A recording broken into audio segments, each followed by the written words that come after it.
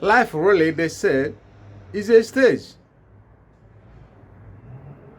Positively or negatively, whatever you make out of this life will be counted for you. Hi, I'm Ogo King. The topic here, or what I want everyone to see, to know, and understand, is this picture and actions of this man. He is called King of the Satan. I reiterate, he is called King of the Satan. This is a very, very interesting topic. A very interesting discussion. Lessons are always meant for the living. This man you see here is called Dr. Simon Odo. He's a self-styled king of the Satan. This man hails from Aji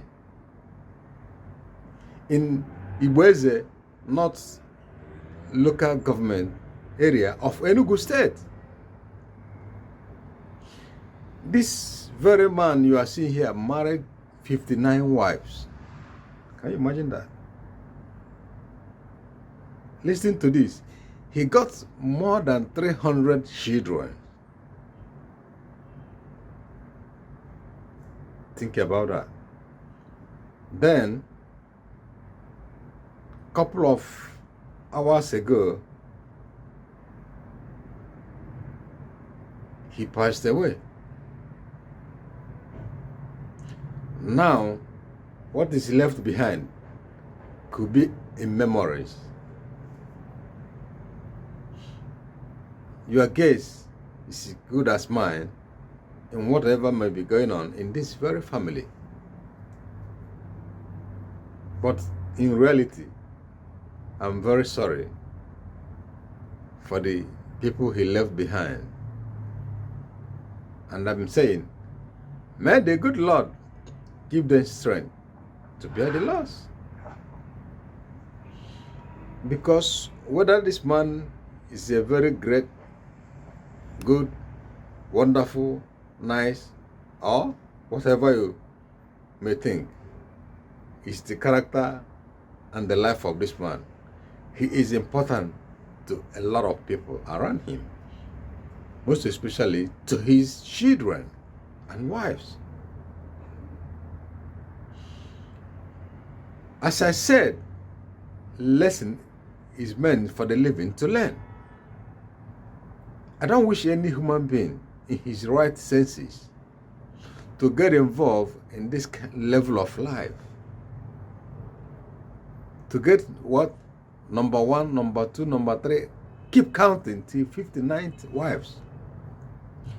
Whether he got all these wives by hypnotizing them and impregnating them is left for him and for the devil he worships. But I am saying, young ladies out there, this is where I am going now. You must be very careful on the kind of life you lead. People might be saying, how do they avoid this kind of human being? To avoid being trapped in this kind of situation, do not approach this kind of human being wherever you meet them. No matter whatever might be your problem. Because in the first instant, this man opened a business. He had a house and an office, or whatever you call Obi, or a shrine where you go and meet him before everything starts. Because I believe he never kidnapped anybody on the way and forced the person to be his wife. It is you, young ladies out there, that took your time with your 2 legs. It is you that said yes before the effect of the hypnotization took place in your life. At the beginning, you can see this. At the onset, you can see you are the one that looks for the trouble. And you must bear the trouble by yourself. That is number one. Then number two, no matter whatever might be your problem, as a young lady, do not go to the house of herbalists. These days, they are something else. During the days of our ancestors or of our forefathers who are herbalists, they don't engage in evil things. Because no matter whatever might be the nature of their shrine, they are always right in whatever they are doing to avoid the law of karma. Because the moment they go out of their way to do evil things to human beings, thunder from nowhere will strike them down. But these days, all those things are no longer happening. It is in all these shrines and with all these native doctors. They are the ones destroying our society. They are the part of the problem the society is suffering today. Because they deviated. They get in. They keep on worshiping evil, demon, Satan. And their name is destruction. And that is why this man could never see any other name on this planet Earth. Whatever he believed could work for him is to answer King of the Satan. Remember, on top of this man didn't come into this world from nowhere. God created him. And God is always in charge. No matter whatever kind of the power and forces of devil you worship, God takes the supreme decision over your life and what you are doing. God left him to continue doing whatever he's doing for just a short time. At the end of the time, if whatever he is doing could give life, why do he accept to die at this point in time? Leaving 300 children fatherless. And I believe most of them are so young.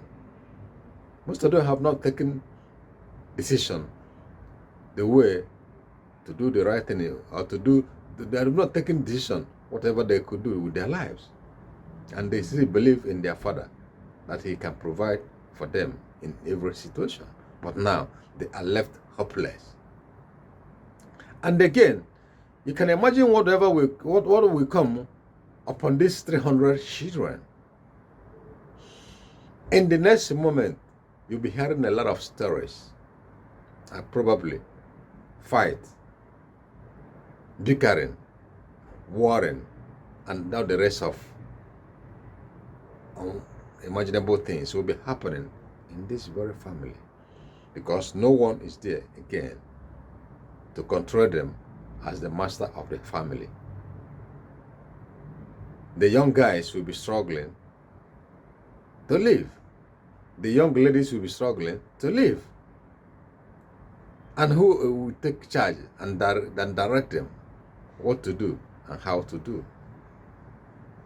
In a moment, the news that coming out of this family is left for you to guess whether it should be right or wrong. But what I'm saying, or like I have said, lessons are meant to be learned by the living. If you're a young man, all these things doesn't give life. Stay away from serving evil, serving demon. They are so destructive.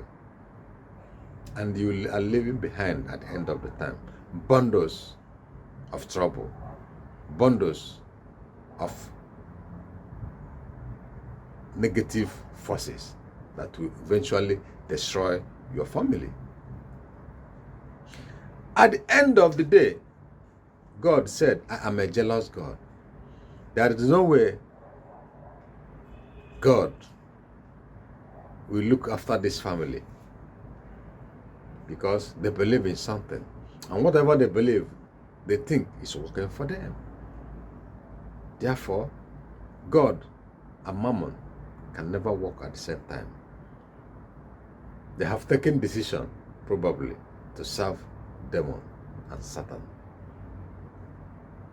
And it will give them whatever they think is good for them. And it will take a long time, serious work, even if some of them think they are the wrong path. It will be difficult for them to cross to the right side, to see the light of life and light of the world. Because whoever is serving Satan or demon is in darkness. It's completely in darkness. Before you could see the light, it takes time. Because repentance is not an easy job. It's not a day's job. Therefore, I am saying, let the living learn a lesson. Do not engage in all this kind of a thing. Do not attempt. At the end of the day, this man has passed away. All the trouble he has created, he's free from them. But the ones to bear the burden of all this trouble is these ones he left behind. So you must think before you engage in all these things. Because the day it will start happening, taking root in the life of children, you will not be there to set them free. Most of them, in a very short time, things will be happening in their environment. And again, not only you and your children will bear the burdens of this trouble, the environment, the community, it will affect them one after the other. That is why at the onset of this kind of decision, people around should help to set these very people free from such decisions. They should discourage them. They should hinder them in doing and taking part in such kind of decisions. Because at the end of the day, the chain reaction affects the community and whoever is close to this very family. That is why, in most cases, when people are doing things that are not right, according to the principles of living, advise them, discourage them, do what you can to set them free from such entanglement. Because at the end of the day, people will ask questions. And your name, your community, your village will be mentioned. Nobody will think good of such. Nobody will think good about the outcome of all these things. Remember, we are in a free society. The wrong decision you take will affect you negatively. The positive decisions will come out of the people who do the right thing. And progress will always be their reward. Make sure you spread this news. Make sure you be worshipful and set those ones who are about to engage in these negative things free. Thanks for watching. Have a pleasant day. See you on top.